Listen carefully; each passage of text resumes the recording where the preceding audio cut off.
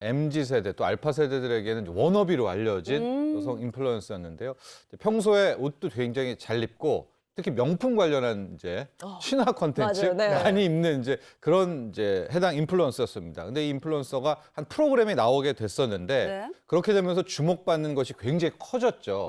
그랬을 때 그 프로에서 나왔던 일부 착용 제품이 가품 아니냐라는 이제 지적들이 아하. 거세졌고 이제 이어서 관련 기자회견을 통해 가지고 맞다 그러면서 사과까지 했거든요. 네. 근데 여기에서 판이 끝나나 했는데 그런 게 아니었어요.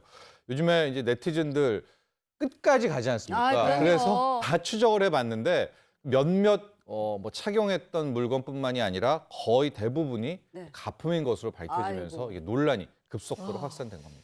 자, 이게 이제 이 일을 계기로 더 크게 불거졌는데 네네. 사실은 소위 짝퉁에 대한 논란은 어제 오늘 일이 아니란 말이에요. 그렇죠. 근데 명품을 가지고 싶은 사람들, 근데 명품을 가지기 힘들어지니까 짝퉁이 더 커지는 게 아닌가 이런 생각도 들고요. 그렇죠.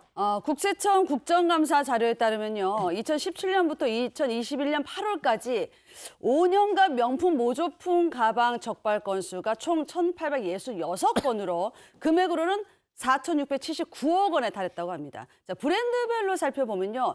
엘사 모조품이 1,484억 원으로 가장 많았습니다. 그러니까 C사가 701억 원, G사가 295억 원, H사가 293억 원, P사가 210억 원 이런 순이었습니다. 자, 그런데 지금 저게 적발 금액인데요. 저 짝퉁 같은 경우에는 적발 금액으로 하면 안 되죠.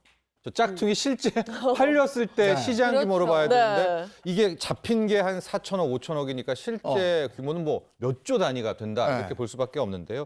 그동안에 이제 어디서 주로 만들었는가 원산지를 좀 봤더니 역시 중국이 거의 압도합니다. 중국. 98% 정도고요. 홍콩, 일본 순이었었는데 또 하나 특징적인 것은 코로나19 이후에 명품 시장이 정말로 빠르게 커졌었거든요. 근데 실제 이렇게 되니까 명품을 카피한 가품 시장도 거의 2019년 대비 2배 넘게, 3배 가까이 아주 시장이 커진 것으로 네. 확인되고 있습니다. 이만큼 이제 가품이 우리 주변에서 쉽게 유통이 되고 있다고 해석이 되는데요. 네. 위조품 소비가 늘어난 만큼 가품 시장도 굉장히 다양해졌을 것 같아요. 근데 위조품이라 해서 다 같은 짝퉁이 아니에요. 네. 미러급, S급, A급 이렇게 3단계로 나누는 게 일반적인데 미러급은 사람을 미는 게 아니라 거울이에요. 그러니까 거울에 비친 것처럼 너무 똑같이 만들었다고 해서 이렇게 이름이 붙여졌는데 가품 중에서도 가장 비싼 게 미러급입니다. 자, 이어서 진품과 비슷한 순서대로 S급, A급이 있는데 급이 높을수록 가격도 높아요. 소위 특 S급 짝퉁이 있는데 수백만 원에서 1,000만 원, 수천만 원까지 달합니다. 그러니까 S급 짝퉁이라는 건 명품 브랜드 매장 직원조차 육안으로 구분하기 힘들 정도로 고분하게 잘 만들었는데 자, 국내에서 구매하기 어려운 H사 핸드백이 정품 가격이 1억 1,000만 원입니다. 근데 특 S급 짝퉁은요, 1,300만 원에 판매되기도 합니다. 대단하죠. 그래도 어쨌든 가짜인 거잖아요. 네. 근데 그 1,300만 원짜리 소위 얘기하는 짝퉁을 드는 심리는 뭘까요? 실제 사건이었었습니다. 네. 2020년에 서울세관에 붙잡혔을 때 그때 물건이 바로 저 에르땡땡 가방이었었고요. 네. 그게 1억짜리였었는데 방금 말씀하신 대로 실제 저 짝퉁 가격이 1,300만 원이었었는데요. 네. 두 가지를 세관에서 놀랐다고 합니다. 첫 번째는 1,300만 원이라는 가격. 짝퉁하면 몇십만 원, 몇만 원인데 저거를 왜 1,300만 원 했었고요. 두 번째는 그 구매자, 붙잡힌 사람들이었는데요. 대학 교수, 의사 등 오 마이 명망 있는 사람들, 부유층이 많아서 가지고 또한 번, 두 번 놀랐다라고 하는데, 그럼 왜 이렇게 샀느냐? 이렇게 뭐 여유가 있으면서도, 근데 특히 더 놀란 건 이들 중에 실제 진품도 있는 사람이 가품을 또 산 겁니다. 그러니까 진품 같은 경우에는 기본으로 사는 거고, 이제 가품은 특이한 컬러들 이런 것들 아니겠습니까? 네. 그런 것들을 뭐 섞어 들려고 뭐 이런 이야기를 해서 더 충격을 줬다라고 합니다. 네. 또 요즘은 당당하게 이거 가품이야라고 말하는 사람들도 있대요. 오. 좀 많이 바뀌었죠. 우리가 옛날에 저 짝퉁 시장의 문제는 뭐였냐면 시계 같은 거를 진짜인 줄 알고 파는 거예요. 아, 그렇죠. 그죠? 뭐 롤땡 같은 것들 그래서 진짜인 줄 샀다가 이게 가짜로 판명되면서 속은 막 거지, 그때는. 속은 거죠. 네. 그러나 지금은 속는 게 아닙니다. 네. 굉장히 노골적인데요. 한 뭐 요즘 포털 사이트 가면은 아예 가품과 짝퉁임을 네. 명시하고 팔고요. 네. 거기에 후기들을 보면 가품이지만 좋아요. 어쩌고저쩌고. 그러니까 아예 굉장히 노골적이고 구체적으로 저 짝퉁들이 버젓이 유통되고 있는 게 현실입니다. 네. 네. 아니 예전에는 그 특정 골목이 이렇게 가다 보면 네. 뭐 이렇게 기웃거리고 있으면요. 뭐 찾는 거 있으세요? 아, 그렇지. 요 안으로 좀 들어와 보실래요? 아. 이런 거였거든요. 말씀하신 것처럼 예전에는 그랬어요. 네, 네. 동대문, 남대문, 뭐 이태원 그 뒷골목으로 가면 루땡땡. 아, 예전에.